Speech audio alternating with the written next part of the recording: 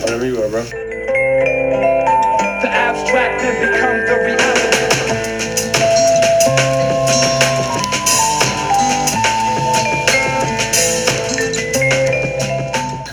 My name's Nate. I also go by Fried Vegetables. I do a few things. I design, and I also work with a couple companies like the Smokers Club and also Felt. And then on top of that, I recently opened up a vintage store in Charlotte, North Carolina called Old News.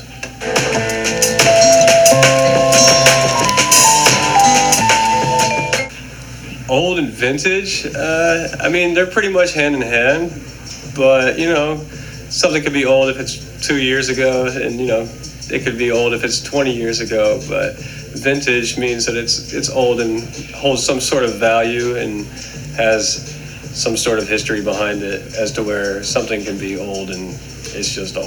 It doesn't really have much going for it. It's just been around for a while.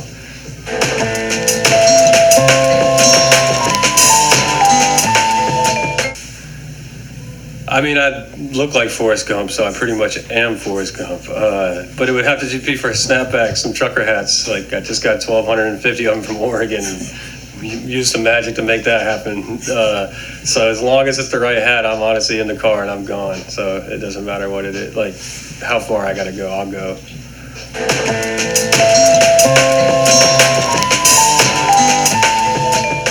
Well, my top three people, one would be my mother, and then I'd have to pick two close friends. I don't know which ones because I have too many of them to really pinpoint. If I say anybody specifically, I don't want to upset anybody else. But definitely my mom, because she smokes heavy too. Shout out to moms. But it would have to just be some Kush, maybe some gelato, and probably some wedding cake, but it all had to be from Alien Labs pretty much. Anything that they got, I'm taking. Where would we smoke? My garage.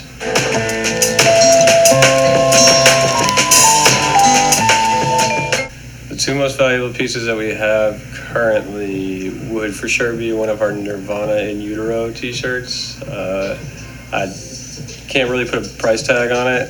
It's probably one of the most rare ones. It's a double-sided UK shirt. And I currently have it on eBay for $5,000, but that's just because I don't care to get rid of it. But it has a lot of attention for that price as well.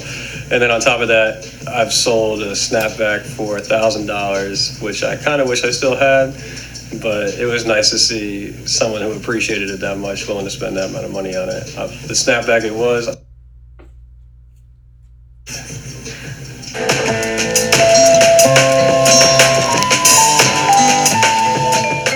My greatest failure, well, that's a deep question because there's a few of them.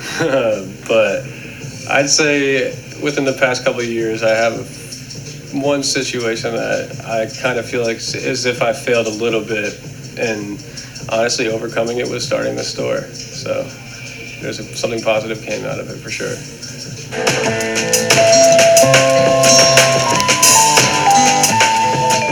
Oh man. That's a tough question because it's actually really frustrating working with certain people on a lot of artwork when it comes to the music industry. Is a lot of artists feel as if they are correct in their opinions and sometimes don't allow some creative control for the designer. But in that sense, I would say maybe probably Cunning Linguist, because they're my favorite rap group of all time and their music is just everlasting. So if I was able to work on any project, it'd probably be for the Cunning Linguist. Brand wise, I mean, I already work on enough brands as it is, so I'd say my own, LBS, Felt, or Smokers Club in that sense, and then on top of that, soon to come, Good Talk.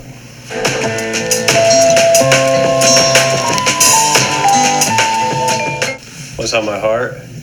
Too much to list, honestly. That's it. It's too much to list. I got a lot going on. So, but all in all, as long as the shop and shit's going well, my heart's in the right place. So I don't really know how to answer that at this point in my life. It's kind of a tough question, honestly. The abstract then become the